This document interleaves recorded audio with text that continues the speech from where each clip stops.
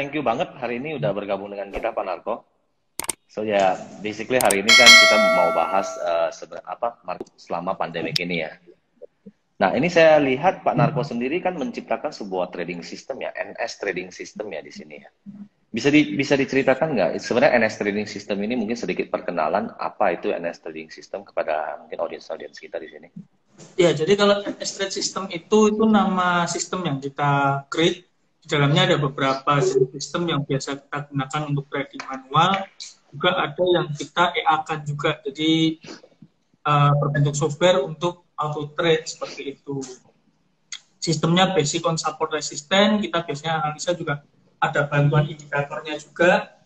Terus juga pakai basic support resistance, sampai demand, terus time frame juga kita tentukan seperti itu. Udah berapa lama Pak? Udah berapa lama trading system NS trading system ini Pak? Udah ini tahun kelima. 2005? Bukan, 2015. Oh 2015, berarti sudah lebih kurang 5 tahun Pak ya? Betul. Ya luar biasa sekali. Tadi juga saya ada sedikit nampak itu di trading room ya. Berarti di NS Trading System sendiri Bapak memang ada satu kantor yang dimana ada trading room untuk menganalisa market seperti itu ya? Betul, betul. Ya luar biasa sekali Pak. Nah, maybe kita mulai sedikit introduction dulu kan. Yang hari ini kita bahas itu adalah market outlook ya Pak ya. Nah, menurut Pak Narko sendiri gimana sekarang market outlook secara keseluruhan di khususnya pasar forex? Terutama saat pandemi ini ya. Jadi tentunya market investasi juga bisa memberi dampak perekonomian global kan, dengan adanya penyebaran virus corona ini.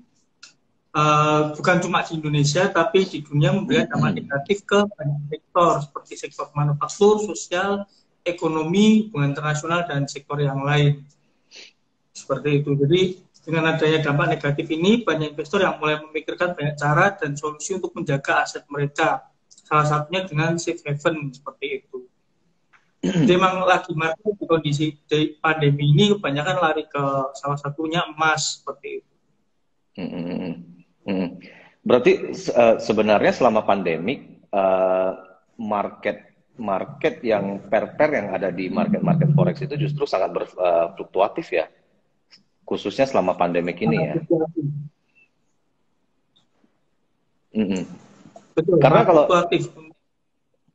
ya sangat-sangat fluktuatif. Karena kalau market seperti pair komoditi, khususnya emas dan oil itu kan sangat-sangat bereaksi terhadap yang namanya krisis yang terjadi ya di secara global. Kadang itu karena kadang itu karena mungkin ada perang, mungkin karena ada krisis-krisis yang lain. Dan selama pandemi ini kan saya rasa banyak sekali investor itu kan justru mencari pair atau aset yang untuk nge-hedge aset mereka ya mungkin ya, sehingga oleh sebab itu juga maka pair dari gold itu kan selama pandemi kita lihat kan itu naiknya tinggi banget ya.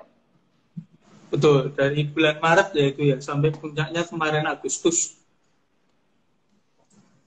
ya. Untuk harga emas tertingginya di sampai tembus angka 2.000 per troy ounce. Nah, harga-harga di emas itu yang kemarin bisa sampai setinggi itu, apakah dari Pak Narko sendiri dengan NS Trading System itu pada saat awal mula pandemik sudah terprediksi Pak seperti itu? Tentunya kalau kita berdasarkan analisa tetap memprediksi kenaikan harganya tentu bisa. Cuman sampai di mana start kapan, berakhir kapannya itu kita belum tentu akurat prediksinya seperti itu. Jadi pengalaman kemarin di oil sebetulnya itu jadi pengalaman buat saya, pengalaman baru ya, karena oil sempat harganya kan sampai 0 bahkan. Hampir 0 Pak. Iya. Sekarang udah balik lagi ke harga berapa ya sekarang, 40-an ya kayaknya.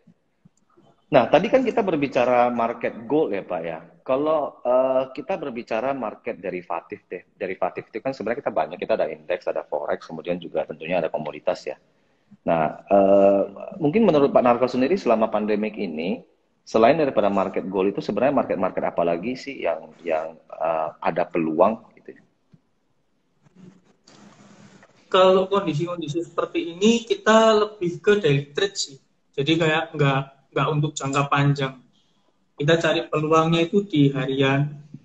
Kayak contohnya, misalkan setiap pagi kita analisa untuk mencari di mana titik support atau titik resisten untuk kita jadikan acuan entry. Seperti itu. Kita lebih ke daily trade. Jadi apakah kalau misalnya kita menggunakan NS Trading System itu kita masih melakukan analisa secara manual, Pak? Atau apakah itu sudah memang sudah secara otomatis dianalisa oleh trading system itu sendiri? Kita tetap secara manual. Kita setiap pagi kita analisa market, setiap awal minggu kita juga ada market outlook. Kita tarik garis, artis kalau biasanya orang tahu, kita pakai channel, kita analisa tren majornya seperti apa, baru kita tentukan mau trading kapan peluang itu muncul seperti itu. Tetap dengan analisa duluan. Berarti kalau dengan menggunakan NS Trading System itu kita lebih banyak trading long term atau short term, Pak? Lebih ke short term atau medium ya, jadi nggak yang long term banget, tapi bukan scalping juga. Jadi kita cari peluang untuk harian, terus paling kalau itu menginap, transaksi itu menginap hanya 1-2 hari aja. Oke. Nah, tadi kan Pak Narko sendiri mengatakan kalau NS Trading System ini udah dari tahun 2015 ya. Nah, kalau boleh tahu, so far dari tahun 2015 sampai sekarang ini menggunakan NS Trading System itu kira-kira gimana, Pak? Maksudnya seberapa profitable mungkin bisa diceritakan sedikit? Kalau secara akurasi mungkin di sekitaran 70% hingga 75 hingga 80% secara akurasi. Tergantung kondisi market juga. Jadi NS Trade System itu kan bukan satu buah sistem aja. Ini kayak gabungan keseluruhan gitu loh. Sistem-sistem yang kita riset, kita kembangkan. Contohnya ada sistem yang kita pakai untuk analisa di time frame H4 atau per 4 jam. Terus ada juga sistem yang kita riset memang untuk analisa di time frame H1 atau M30 juga. Terus juga ada sistem yang kita gunakan memang untuk analisa di misalkan kita pakai daily chart atau weekly chart menggunakan channel tadi seperti itu. Nah, sistem-sistem ini kita sebutnya sebagai NS Trade System gitu. Jadi kan nama komunitasnya juga sih. Jadi berarti sebenarnya NS Trading System itu adalah sebuah komunitas, Pak ya? Iya, komunitas. Berarti sekarang kalau lebih dikenal. Komunitas NS Trading System itu sekarang lebih banyak di mana, Pak? Di kota Solo ya? Enggak, kita malah online semua. Yang di Solo malah enggak terlalu banyak. Kita biasanya di Jakarta, Surabaya, bahkan dari Papua, Medan, terus Batam, Aceh, Pekanbaru itu juga banyak. Ya, itu luar biasa sekali sih, Pak. Cuman mungkin saya pengen bertanya nih, Pak. Mungkin kalau misalnya kita menggunakan NS Trading System, apakah ada kriteria-kriteria khusus yang harus kita ikutin, maybe dari segi biaya transaksi dan sebagainya, sehingga itu bisa mempengaruhi daripada seberapa besar profit yang bisa didapatkan dengan menggunakan NS Trading System ini? Ya, untuk di join di grup trading bareng NS-nya, kita ada paket membership juga, terus kita juga ada paket yang free. Kalau free, nanti ada broker yang ibaratnya kita tunjuk, silakan teman-teman pakai broker tersebut, kita berikan fasilitas dari signal, edukasi, terus webinar online, itu semuanya gratis untuk teman-teman. Sampai sekarang, jadi kita udah jalan sekitar 4 tahun itu, kita kasih layanan edukasi, signal, itu free semua. Nah, yang tadi mungkin jadi pertanyaan saya adalah, Pak, kan di setiap sistem trading itu kan berarti kan di dalamnya itu mengandung analisa fundamental, mungkin ada analisa teknikal dan sebagainya ya. Dari semua trading system itu kan pasti mengandung indikasi-indikasi yang diambil dari orang yang menciptakan hal tersebut gitu loh. Nah, untuk menentukan sebuah transaksi itu bisa profit atau tidak, mungkin dari NS System sendiri, apakah itu ada memberikan rekomendasi kita menggunakan mungkin sebuah platform yang minimal transaksi charge commission-nya harus sekian, atau spread-nya tidak boleh lebih dari sekian dan sebagainya, sehingga itu kan sangat mempengaruhi daripada hasil transaksi kita ya. Oh enggak. Kita enggak ada persyaratan-persyaratan seperti itu. Jadi kalau untuk yang penting brokernya kredibel aja. Untuk broker pilih broker yang terbaik, yang bagus. Contohnya GIG itu juga bisa jadi opsi kan. Seperti itu. Terus spread yang penting stabil, nggak melar-melar. Melar wajar dalam kondisi-kondisi tertentu, tapi tidak melar yang tidak wajar kan kita bisa analisa average spread-nya berapa seperti itu. Terus habis itu ya biaya swabnya mungkin murah atau bisa dikatakan nol free swab itu juga jadi opsi yang bagus. Terus kalau komisinya murah atau nol itu juga jadi pilihan broker yang bagus. Intinya kita nggak ada detail untuk itu karena kita bukan scalping juga, kita cari mungkin sekitar 300, 500, 200 poin setiap tradingnya gitu. Ya, berarti Bapak sendiri setuju kalau misalnya salah satu faktor yang menentukan hasil transaksi kita itu juga selain daripada mungkin sebuah trading system kita, mungkin juga sangat mempengaruhi itu adalah platform yang kita pilih mungkin Pak ya. Karena kadang-kadang Ya, kalau misalnya betul. platform yang kita pilih itu ternyata membebankan charge commission, mungkin spread yang besar, itu kan lebih mempersulit kita untuk bisa lebih profitable lagi sebenarnya. Biayanya kan mahal kan seperti itu. Iya, karena banyak habis di biaya Pak. Karena belum apa-apa saja udah rugi. Kalau kita trading di platform yang mahal. Apalagi kalau misalnya sekarang kan sebenarnya kita membahas market outlook selama pandemik ya. Saya perhatikan sebenarnya hal ini sudah banyak dibahas Pak. Dibahas bahkan kita bukan hanya membahas di dunia derivatif ya, bukan hanya di trading forex ya. Banyak sekali saya melihat topik-topik yang mirip itu dibahas di mana-mana sekarang Pak. Mungkin ada yang membahas ini di sektor saham, ada yang membahas ini di sektor banyak sekali gitu loh. Nah, Betul. mungkin hari ini yang sedikit berbeda dengan semua pembahasan yang sudah pernah dibahas adalah kalau kita di forex sebenarnya, menurut saya itu kalau di dunia derivatif itu kapan saja kita ada peluang gitu loh. Karena pertama yang paling sederhana adalah kita kalau di dunia forex itu kan kita bisa transaksi dua arah. Jadi sebenarnya market itu mau naik ataupun market itu mau turun, sebenarnya kita bisa mendapatkan peluang dari pergerakan market itu. Iya, betul sekali. Karena tidak semua ini tidak berlaku untuk semua investment yang lain. Mungkin kalau misalnya di trading saham atau di stock atau di apa itu kan mungkin satu arah ya Pak ya. Tapi kalau di dunia trading forex itu kan kita bisa transaksinya dua arah. Jadi sehingga market itu mau naik ataupun turun, kita tetap bisa mengambil peluang. Untuk pair-pair yang forex atau lebih banyak di currency atau di indeks, mungkin lebih untuk saat ini kan lebih banyak ada data-data baru yang masuk. Jadi kita seringkali mengolah data-data tersebut untuk mencari tahu secara fundamental bagaimana kondisi pair yang kita analisa itu. Jadi memang dari hari ke hari kayak pertambahan misalkan kebijakan pemerintah itu juga berpengaruh besar dalam pergerakan pasar dari waktu ke waktu seperti itu. Jadi emang ada peluang nggak Pak? Untuk saat ini untuk lebih ke signal atau untuk di pairnya. Kalau secara hari ini peluang seperti di Euro USD tadi kita memanfaatkan koreksi di support seperti itu. Gambarnya seperti itu tadi, kita harus mengolah data dari waktu ke waktu untuk mendapatkan peluang yang mau kita tradingkan seperti itu. Jadi nggak bisa asal entry, nggak bisa berdasarkan feeling karena banyak ketika kita harga udah disupport nih, kira-kira kita mau buy, ternyata ada kebijakan pemerintah yang bikin harga jauh terjun lebih dalam lagi. Itu sering terjadi dalam satu tahun setelah masa pandemi ini. Barangnya seperti itu. Tapi kalau hal-hal seperti itu, hal-hal seperti keluarnya news-news fundamental yang sifatnya itu kadang-kala bersifat tentatif, Pak ya. Apa yang harus, mungkin sedikit tips nih Pak, sedikit tips yang bisa Bapak bagikan juga Mungkin untuk teman-teman di sini juga mungkin banyak yang masih trader pemula ya. Nah, kira-kira kalau misalnya kita mengatakan kita mengolah data, kita harus bisa membaca kondisi market dan sebagainya. Nah, sebenarnya ada nggak kira-kira tips-tips untuk yang paling sederhana untuk bisa diaplikasikan Pak dalam dunia trading ini?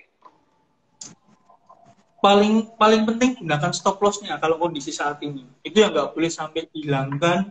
Terus kita harus benar-benar jaga lot karena range-nya daily, range harian saat-saat ini itu bisa jauh lebih lebar daripada range normalnya seperti itu. Kadang bisa sideways berhari-hari, setelah itu dia bisa trending cukup jauh tanpa koreksi. Makanya stop loss sangat diperlukan, sangat penting untuk mengatasi kondisi kerugian yang berlebih untuk saat-saat ini seperti itu. Kalau misalnya kita set stop loss itu kira-kira idealnya itu kita risk ratio-nya berapa persen, Pak? Idealnya minimal 1:1. Karena stop loss sendiri untuk menentukan stop loss kan kita kadang ada orang yang berpatokan 1:2. Dia setting stop loss-nya misalkan 50 poin, terus dia take profit-nya 100 poin.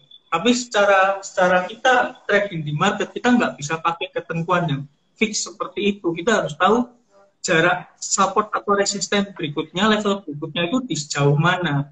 Baru kita bisa mengadjust penempatan SL kita atau penempatan take profit kita. Kadang ketika praktek bisa saja misalkan stop loss-nya 300 poin, take profit-nya 450 poin, 1,5-nya. Jadi yang penting stop loss tidak boleh lebih besar dari take profit, tapi kita juga tentukan level support resisten berikutnya seperti itu. Jadi nggak bisa difixkan misalkan 1:2 atau 1:3. Kalau 1:2 misalkan, tapi 2 kali dari stop loss itu enggak. Sebelumnya ada resisten, misalkan kita ambil posisi buy, sebelum sampai ke take profit dia bisa balik arah lagi seperti itu. Terus gunakan trailing stop, itu juga sangat membantu untuk long profit kita. Berarti kalau berkaitan dengan yang sudah Bapak katakan ini, berarti kita juga harus jeli dalam menentukan entry point-nya kita, Pak. Benar sekali. Entry point itu juga sebagai kunci agar kita nggak floating terlalu lama, agar kita bisa melakukan base trade di kondisi yang bagus, di harga yang bagus. Jadi nggak asal-asalan kalau udah terlalu turun harganya kita nge-buy. Tapi kita cari gimana supportnya untuk menjadi acuan buy kita yang bagus itu. Nah, untuk mendapatkan entry point yang bagus itu kan mungkin itu adalah mimpi semua trader, Pak ya. Semua trader kan pasti pengen ya. Asal masuk itu kalau dia sudah buy itu dia buy on low gitu loh. Kalau sudah sell dia harapannya dia sudah sell on top. Nah, terkadang kan itu bukan kenyataan yang terjadi gitu loh di market. Terkadang kita merasa itu sudah rendah, kemudian kita buy, kemudian market terjun lagi gitu loh ke bawah. Dan sebaliknya, kalau kita sell juga hal yang sama sering sekali terjadi. Nah, mungkin ada nggak kira-kira strategi-strategi yang bisa Bapak bagikan untuk mungkin sedikit melihat pergerakan market? Wah, itu harus buka chart ya, tapi ya. Mungkin secara general saja, Pak. Kayak mungkin apa-apa faktor yang harus kita pertimbangkan sebelum kita masuk market, kita entry market, gitu. Untuk tips-tipsnya lebih enak kalau kita bisa buka chart sih untuk itu. Tips-tipsnya, tapi lebih simpel dari saya, ya pelajari support resisten lebih jelas. Berarti lebih ke membaca support resisten, Pak ya? Bapak biasa lebih kalau kita melihat arah market itu lebih banyak menggunakan time frame berapa, Pak? Untuk daily trade kita biasanya pakai time frame H1 atau H4, untuk long termnya kita daily. Gitu. Jadi paling kecil kita pakai M30 juga. Jangan terlalu kecil untuk time frame karena nanti banyak false signalnya. Atau signal yang meleset lebih tepatnya ya. Bapak sendiri sekarang sudah menjadi full time trader, Pak ya? Iya, 4 tahun ke belakang. 4 tahun ke belakang luar biasa sekali. Sudah jadi full time trader, Pak ya. Nah, saya juga pengen banget sebenarnya jadi full time trader seperti Bapak. Nah, apa sih sebenarnya rahasianya kita bisa jadi benar-benar seorang full time trader yang secara konsisten bisa profit, Pak? Gitu loh. Ini rahasia-rahasia yang pengen kita pelajari mungkin dari Bapak. Untuk rahasia sebetulnya nggak ada ya. tapi lebih kayak kita mau belajar aja sih. Jadi kita mau belajar, kita pasti sebagai trader kita pasti pernah mengalami kerugian, ngadepin masalah, terus floating yang berkepanjangan tadi. Intinya kita mau belajar dari setiap kesalahan-kesalahan yang kita hadapi untuk jadi ilmu, untuk jadi bekal ke depannya. Ketika kita menghadapi problem yang sama, kita bisa keluar dari masalah tersebut, kita bisa selesaikan masalah tersebut agar tidak menjadi beban lagi, tentunya kita tidak terjerumus di lubang yang sama berkali-kali. Contoh overload, overtrade itu sebuah penyakit yang banyak dialami trader, apalagi yang baru mulai, baru belajar, mereka selalu mengalami kondisi-kondisi seperti itu. Terus baru nge-buy turun, baru nge-sell naik, dan mereka panik di saat seperti itu.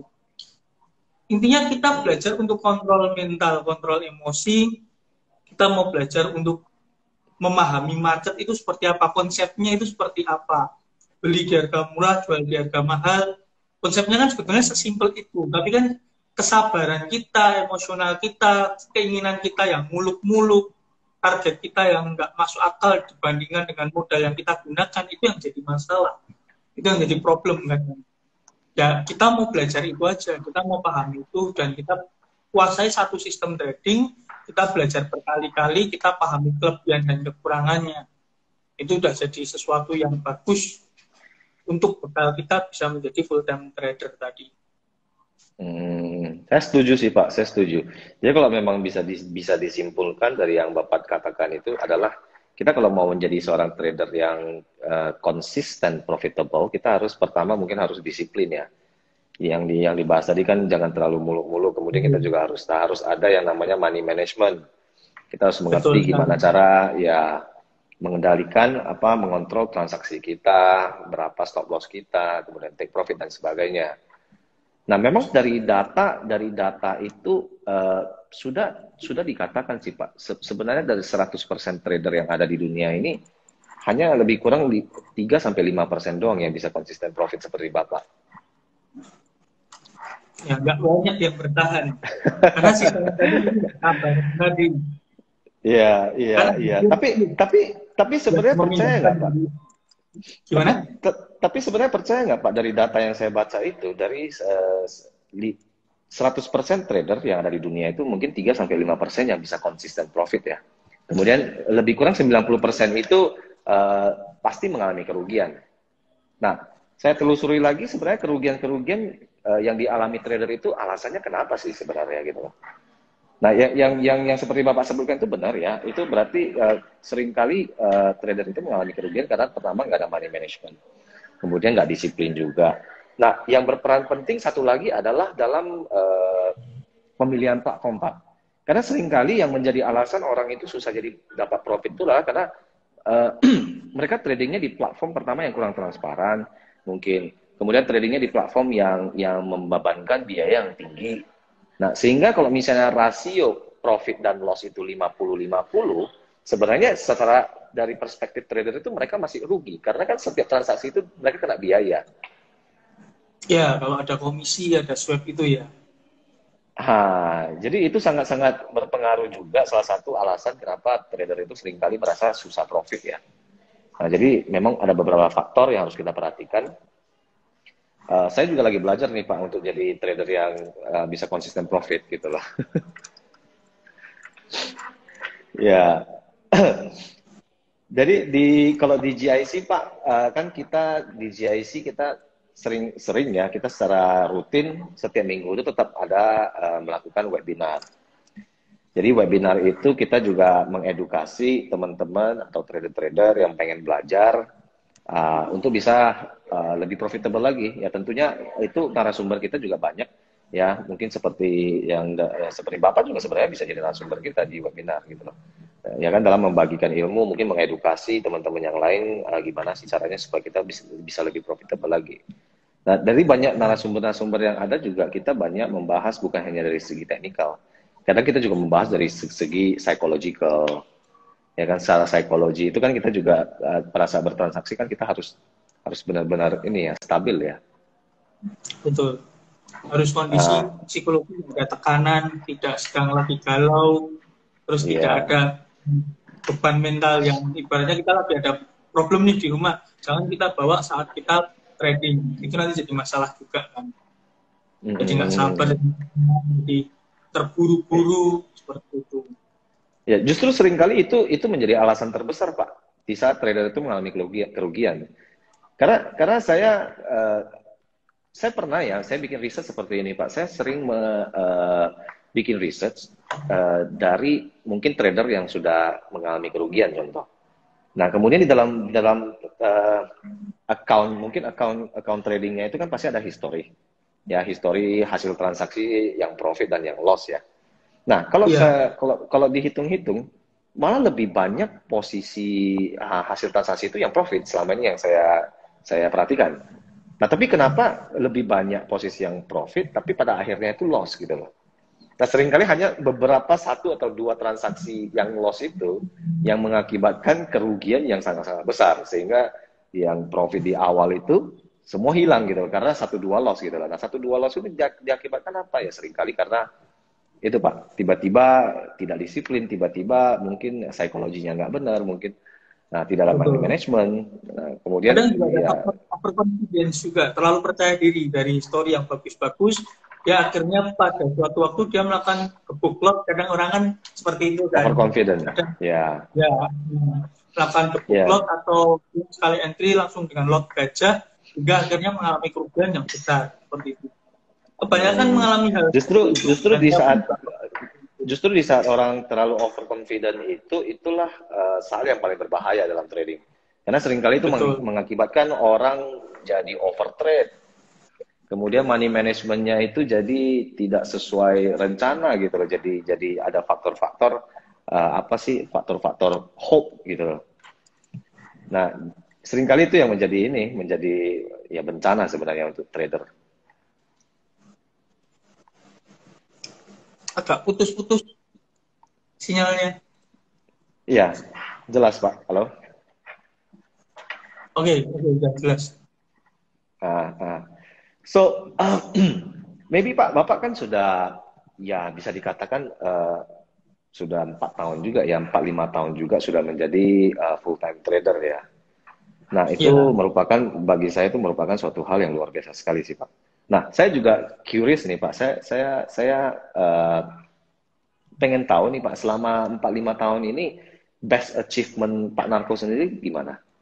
Itu seperti apa Pak? untuk untuk pencapaian yang paling besar itu sebetulnya di 2 tahun belakang ini, di mana kita berusaha untuk membangun tim yang solid, tim trading juga, terus tim layanan trading juga, seperti edukasi, signal, itu kita bangun 2 tahun belakang ini, dan kita mencapai di posisi ini, di posisi sekarang, apalagi di saat pandemi ini, yang ketika yang lain menghadapi problem-problem pandemi, kita justru bisa grow up, termasuk di Hmm, grup kita. Ini pertumbuhannya signifikan juga untuk hmm, member-member yang ada di grup.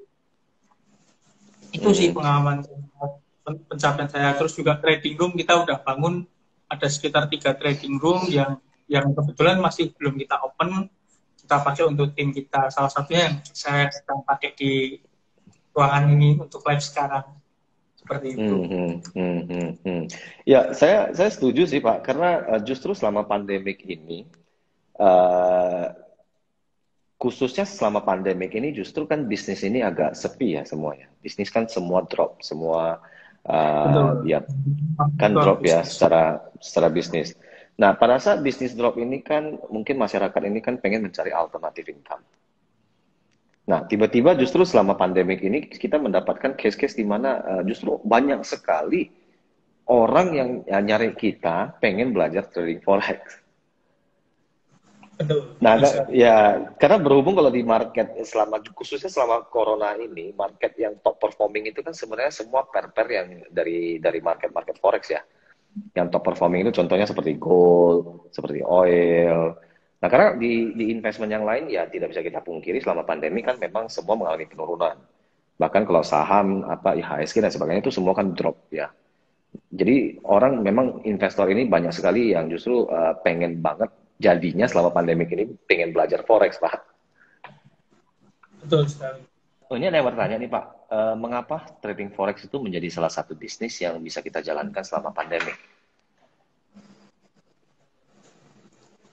Oke, saya jawab ya untuk pertanyaan itu dulu ya. Mengapa menjadi salah satu bisnis yang bisa kita jalankan selama pandemi? Karena fleksibilitasnya, kita bisa melakukan trading forex itu kapanpun dan dimanapun. Kita mau kerjain kapanpun, kita mau belajar. Tapi tentunya ilmu diperlukan, jadi kita harus belajar dulu, kita harus memahami dulu bagaimana cara trading yang benar, kita harus memahami dulu bagaimana cara analisa seperti yang saya sebutkan di awal tadi. Setelah kita mempunyai sistem yang bisa kita pakai untuk melakukan trading, tinggal kita terjun langsung, tinggal kita membutuhkan modal juga diperlukan seperti itu. Habis itu bedanya dengan bisnis-bisnis konvensional yang lain, kita harus mencari market dulu, kita harus stok barang, kita harus bekerja, ibaratnya kita harus merintis dulu. Sedangkan di trading forex kita langsung analisa, ketika ada peluang kita ambil pun itu kita udah bisa jalan seperti itu. Makanya banyak orang yang ingin belajar di saat-saat pandemi, saat-saat ini. Iya, iya, iya. Itu jawaban yang baik sekali sebenarnya Pak. Ya berarti kalau kita memang kalau di dunia trading forex ini pertama kan kita sudah online ya.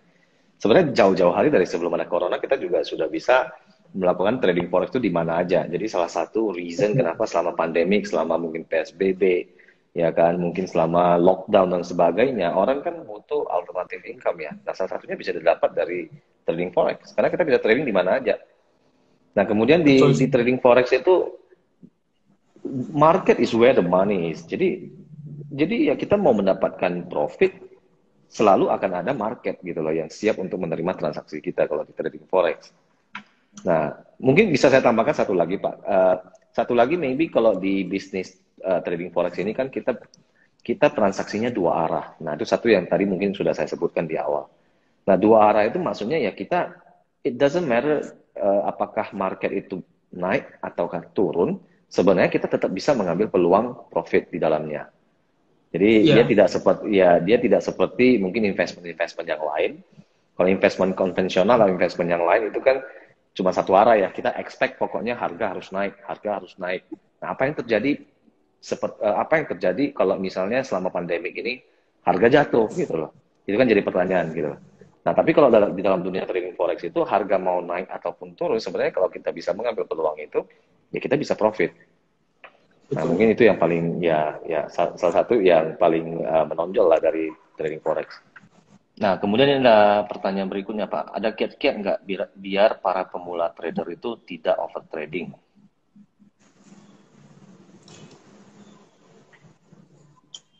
Untuk biar tidak over trade itu tentunya kita harus trading di saat yang tepat dengan analisa, terus kita entry, kita set. Biasanya kita terapin nggak set and forget, jadi nggak terlalu lama-lama nggak di chart juga kalau udah entry, karena nanti yang terjadi kita akan gatal tangan, kita mau close transaksi sebelum waktunya, hampir kena stop loss, SL-nya digeser-geser seperti itu, atau kita melakukan trading atau martingale di saat yang tidak baik. Nah, itu untuk menghindari itu kita sebaiknya trading, kita punya jam trading yang baik. Misalkan mau pagi hari untuk analisa, ketika ada peluang kita masuk, jika tidak ada nanti kita analisa lagi di siang hari. Siang hari melakukan hal yang sama seperti pagi hari, nanti kita open lagi di sore atau malam hari. Jadi nggak harus juga kita seharian di depan chart untuk menunggu peluang, kan time frame yang kita gunakan kan fungsinya untuk seperti itu. Untuk setiap 4 jam kita lihat pergerakannya seperti apa. Toh ketika peluang sudah mendekati tapi belum saat yang tepat, kita bisa menggunakan pending order kan. Pending order yang kita pasang agar transaksi ketika pending order itu terjemput, transaksi akan terbuka secara otomatis. Seperti itu. Berarti kembali lagi ya kita harus ada disiplin ya, disiplin mental. Kebiasaan dalam harus dilatih agar terbentuk menjadi kebiasaan yang bagus. Ya, benar-benar Pak. Nah, itu biasa jadi challenge yang terberat untuk para trader. Karena seringkali trader-trader ini mungkin ya, nah ini psikologi trading juga sih sebenarnya Pak. Kadang dia merasa dia sudah set sebuah stop loss gitu loh, sudah mempunyai money management. Dia sudah set stop loss mungkin di harga-harga tertentu gitu loh.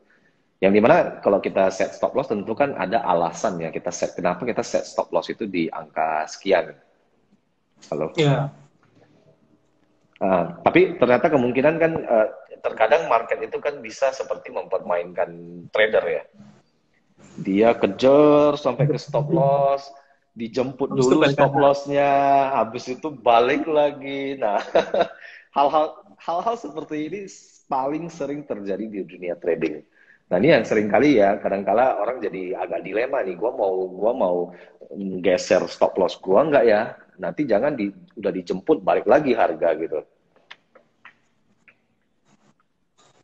Jadi untuk mengatasi itu lebih kayak kita meletakkan stop loss itu, misalkan nih kita ada transaksi buy, kita buy di harga sekian, terus stop lossnya kita setting, itu kita letakkan ada selisih di bawah support yang kita tentukan sebagai stop loss kita. Jadi misalkan kita ada stop loss di, kalau misalkan Euro USD di 1,1650, kita letakkannya di bawahnya sedikit 16,48 atau 47, jadi nggak tepat di situ. Itu untuk menghindari false breakout tadi, seperti itu.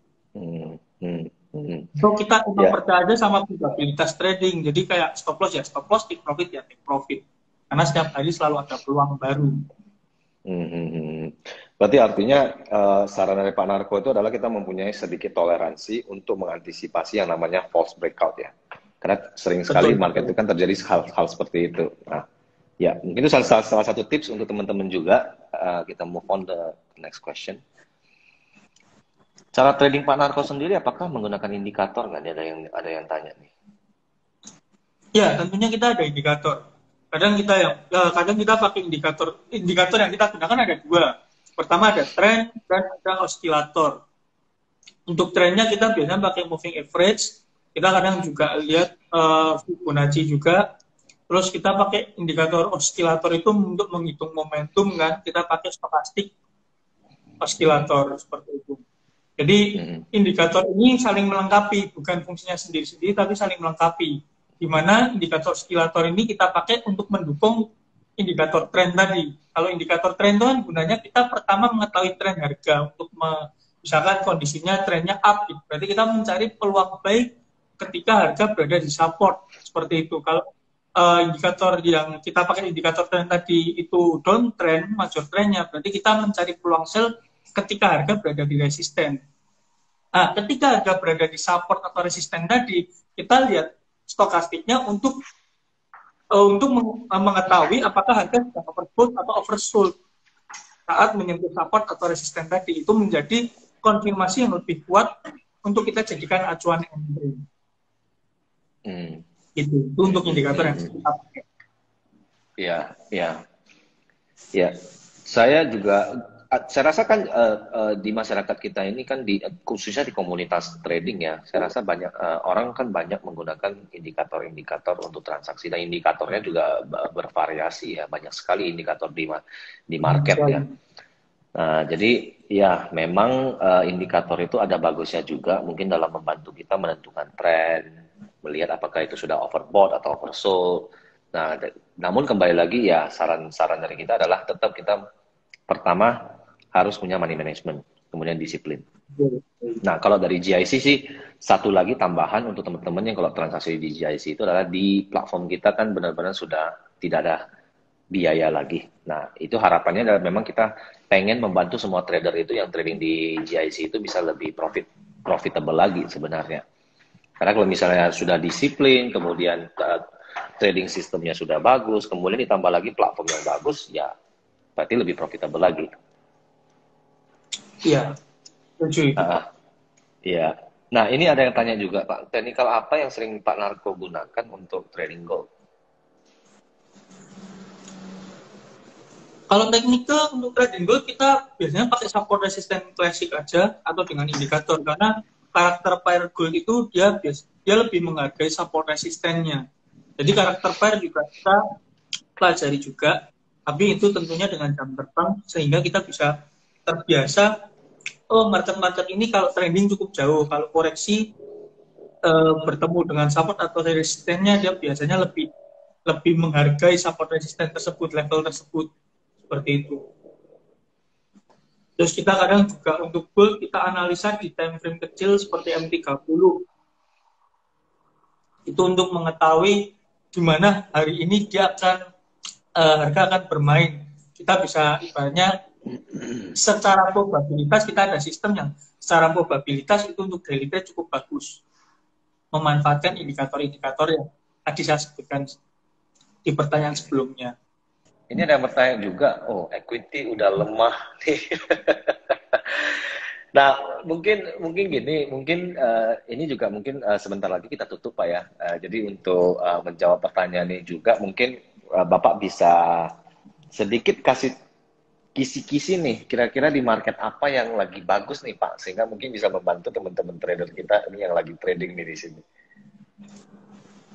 Oke, kasih ini ya, saya mau kasih analisa saya untuk hari ini. Sedikit analisa untuk hari ini. Ini bisa teman-teman lihat, ini market Euro USD. Ini market Euro USD, kita analisa di time frame H4 menggunakan channel. Bisa dilihat channel ini, ada channel. Terus kita ambil peluang buy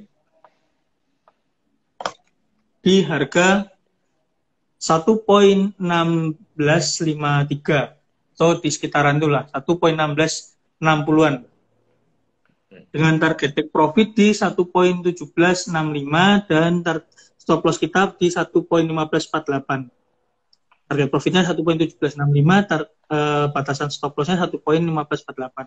Mungkin teman-teman bisa ikutin itu. Jadi entry kita kali ini jelas ada area open, take profit dan stop lossnya. Jadi besok bisa kita review apakah hasilnya profit atau loss.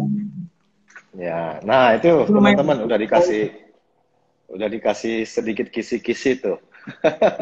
Jadi minimal teman-teman yang udah memang nonton, udah ikutin dari awal sampai akhir, minimal hari ini punya sedikit kisi-kisi yang mungkin bisa membantu. Yang equity-nya lagi lemah mungkin bisa jadi lebih kuat lagi. Nah, ya, tapi tentunya perhatikan lotnya. Kita targetnya sekitar 1.000 poin, jangan sampai overload supaya ketahanan modalnya tetap aman. Setidaknya gunakan maksimal sampai 3% per trade aja untuk resikonya. Nah, jadi dari kisi-kisi yang udah dikasih, teman-teman juga tetap harus jangan lupa yang namanya faktor yang paling penting dalam trading itu, kita tetap harus ada money management ya. Harus ada money management, kemudian disiplinnya itu tetap dijaga, jadi jangan jor-joran dan sampai overtrade ya, apalagi ya. Nah, jadi memang di sini kita mencari konsistensi dalam bisa profit terus gitu loh, bukan hanya sekali profit atau gimana gitu. Jadi kita harus mencari cara yang paling efektif dalam trading, sehingga mungkin ya harapannya adalah semua teman-teman trader kita juga bisa jadi seperti Pak Narko yang sudah full time trader dan konsisten profit selama ini.